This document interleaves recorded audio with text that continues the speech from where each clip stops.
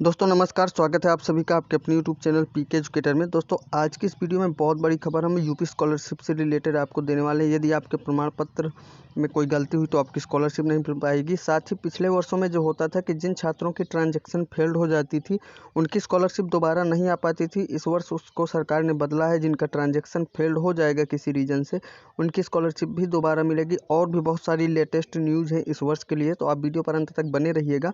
और उससे पहले यदि आपने अभी तक चैनल को सब्सक्राइब नहीं किया तो चैनल को सब्सक्राइब कर लीजिए, साथ ही बेल आइकन को प्रेस करिए यूपी स्कॉलरशिप से जुड़ी पल पल की अपडेट के लिए। तो चलिए करते हैं वीडियो को स्टार्ट। 8400 जी हाँ, याद कर लीजिए अब व्हाट्सअप नंबर, क्योंकि अब चाहे आपका मैथ, फिजिक्स, केमिस्ट्री, बायोलॉजी किसी का भी सवाल हो, तुरंत आपको मिलेगा वीडियो सोल्यूशन, वो भी सीधा आपके व्हाट्सअप पर। आपको करना क्या है, नंबर सेव करिए 8400 अपने व्हाट्सअप पर। उसके बाद आपको चैट ओपन करके अपने जो भी सवाल है उसकी फ़ोटो खींचो, क्रॉप करो और उसको सेंड कर दो तुरंत 5 सेकंड के अंदर वीडियो सॉल्यूशन। सभी क्लास के लिए 6 से 12 आईआईटी, जेईई नेट और सभी स्टेट बोर्ड्स छात्रों के लिए। लिंक आपको डिस्क्रिप्शन में दी गई है, तो अभी सेव करें और अपने सभी डाउट को आउट करें। तो दोस्तों देख लीजिए आपके सामने स्क्रीन पर न्यूज़ है, बहुत सारी न्यूज़ है। इस पर आपको दिखा दें कि यदि देखिए प्रमाण पत्र फर्जी हुआ तो नहीं भर पाएंगे छात्रवृत्ति के आवेदन। साथ ही ट्रांजैक्शन फेल होने पर भी मिल सकेगी छात्रवृत्ति। इसके अलावा दिव्यांग छात्रों को 10% अतिरिक्त शैक्षणिक भत्ता मिलेगा। और यदि आपका आवेदन निरस्त होता है, फॉर्म निरस्त हो जाता है, तो आप डीएम के यहाँ अपील भी कर सकेंगे। तो चलिए पूरी न्यूज़ यहाँ पर आपको लेटेस्ट 1 बाय 1 बताते हैं। तो देखिए प्रदेश सरकार ने चुनावी वर्ष में जहां एक और अधिक से अधिक गरीब छात्राओं को छात्रवृत्ति देने के लिए नियम शिथिल किए हैं, वहीं छात्रवृत्ति का फर्जीवाड़ा रोकने के लिए भी कई ठोस कदम उठाए हैं। अब आय व जाति प्रमाण पत्र फर्जी हुआ तो छात्र ऑनलाइन आवेदन पत्र ही नहीं भर पाएंगे। समाज कल्याण विभाग एनआईसी के माध्यम से ऐसा सॉफ्टवेयर विकसित कर रहा है जिसमें प्रमाण पत्रों का लाइव मिलान हो सकेगा। यदि प्रमाण पत्र फर्जी है तो उसका नंबर फीड करने पर ऑनलाइन आवेदन पत्र जमा ही नहीं होगा।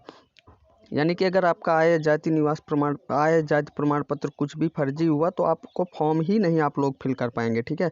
समाज कल्याण विभाग ने अनुसूचित जाति अनुसूचित जनजाति छात्राओं की छात्रवृत्ति के लिए संशोधित नियमावली जारी कर दी। प्रोफेशनल पाठ्यक्रमों में शुल्क प्रतिपूर्ति के लिए स्नातक में 55% अंकों की बाध्यता खत्म कर दी गई है। यानी अब स्नातक में 50% अंक पाने वाले वे छात्र भी छात्रवृत्ति के आवेदन में कर सकेंगे जिन्होंने प्रोफेशनल पाठ्यक्रमों में दाखिला लिया। तो जो प्रोफेशनल पाठ्यक्रम के लिए परसेंटेज पिछले वर्ष 55 था, उसको घटाकर सरकार ने इस वर्ष 50% कर दिया है। तो प्रोफेशनल कोर्स करने वाले छात्रों के अगर 50% अंक हैं पिछली क्लास में तो वो आवेदन कर सकते हैं। ठीक है। अधिक से अधिक छात्रों को छात्रवृत्ति देने के लिए सरकार ने 31 जुलाई तक मान्यता पाने वाले संस्थानों के छात्रों को योजना में शामिल कर लिया है। अभी तक मान्यता व संबद्धता की 15 जुलाई अंतिम तिथि थी। आईटीआई में दाखिला लेने वाले ऐसे छात्रों की शुल्क प्रतिपूर्ति नहीं की जाएगी जिन्होंने कक्षा 8 या हाई स्कूल की परीक्षा 6 साल पहले पास की है। तो जो छात्र आईटीआई कर रहे हैं और उन्होंने हाई स्कूल की परीक्षा 6 साल पहले की थी, आईटीआई अब कर रहे हैं, तो उनको शुल्क प्रतिपूर्ति नहीं की जाएगी। ठीक है। सरकार ने प्रमुख सचिव समाज कल्याण की अध्यक्षता में गठित उसका समिति को भी खत्म कर दिया है जो अपने स्तर से कुछ विशेष मामलों में छात्रवृत्ति अनुमोदित कर देती थी। अब सरकार नियमावली के अनुसार ही सभी छात्रों को छात्रवृत्ति प्रदान करेगी। कोरोना काल में कक्षाएं ऑनलाइन चल रही हैं, ऐसे में संस्थानों की यह जिम्मेदारी होगी कि छात्रों की उपस्थिति ऑनलाइन पोर्टल पर दर्ज करें। बगैर परीक्षा के प्रोन्नति पाने वाले छात्रों को भी सरकार छात्रवृत्ति प्रदान करेगी। जैसे कि इस वर्ष कक्षा 10 और 12 के छात्र प्रोन्नत किए गए हैं बगैर परीक्षा दिए, तो उनको भी स्कॉलरशिप और फीस वापसी का लाभ मिलेगा। साथ ही यहाँ पर देखिए कि ट्रांजैक्शन फेल होने पर भी मिल सकेगी छात्रवृत्ति।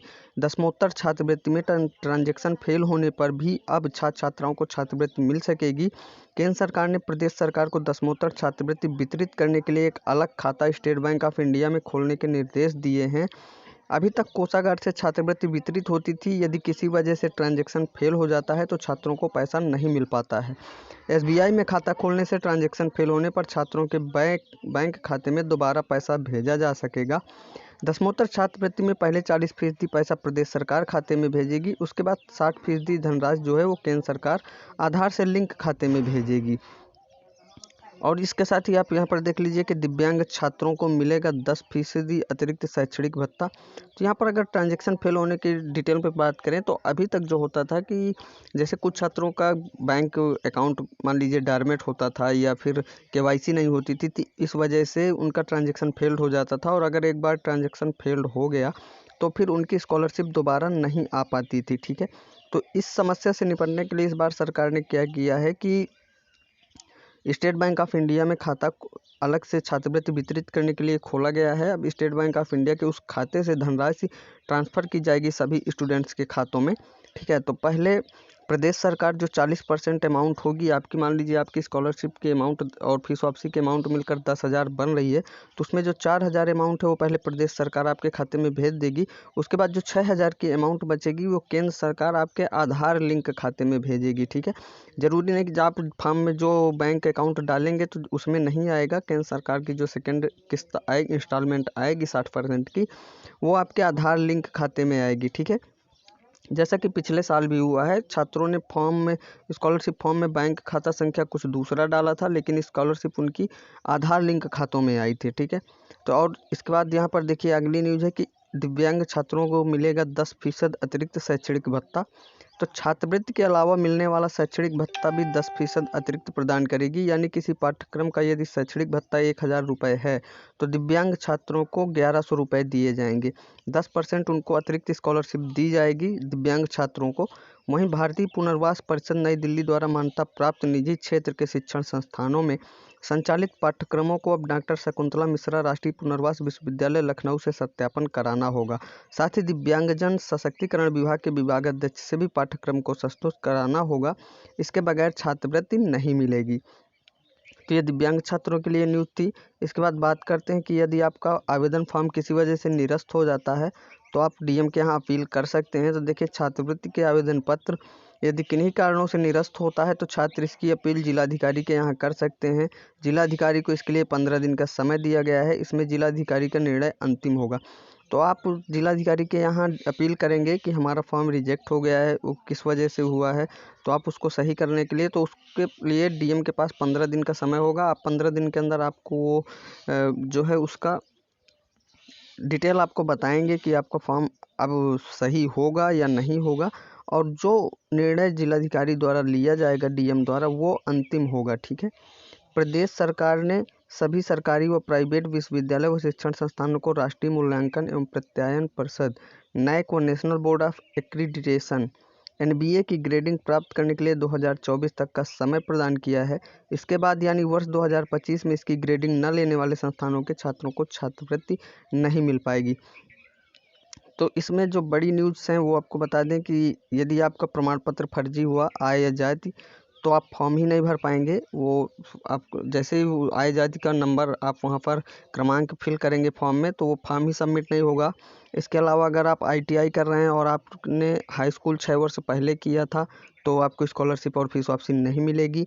अगर आपका ट्रांजैक्शन फेल हो जा रहा है तो इस साल स्कॉलरशिप आपकी फिर से दोबारा आ जाएगी। पिछले सालों में ऐसा नहीं हो पाता था। साथ ही अगर आप दिव्यांग छात्र हैं तो आपको 10% अतिरिक्त स्कॉलरशिप मिलेगी। अगर आपकी मान लीजिए 3,000 स्कॉलरशिप की अमाउंट है तो 3,300 मिलेंगे आपको। साथ ही अगर आपका स्कॉलरशिप फॉर्म किसी वजह से रिजेक्ट हो जाता है तो आप डीएम के यहाँ अपील कर सकेंगे। ठीक है, डीएम उस पर अंतिम निर्णय लेंगे कि आपके फॉर्म को सही किया जा सकता है या फिर नहीं। तो दोस्तों, ये बहुत सारी लेटेस्ट न्यूज़ थी यूपी स्कॉलरशिप को लेकर। तो उम्मीद करता हूँ वीडियो आपको पसंद आई होगी। वीडियो पसंद आए तो वीडियो को लाइक करें, दोस्तों के साथ शेयर करें, चैनल को सब्सक्राइब करना ना भूलें।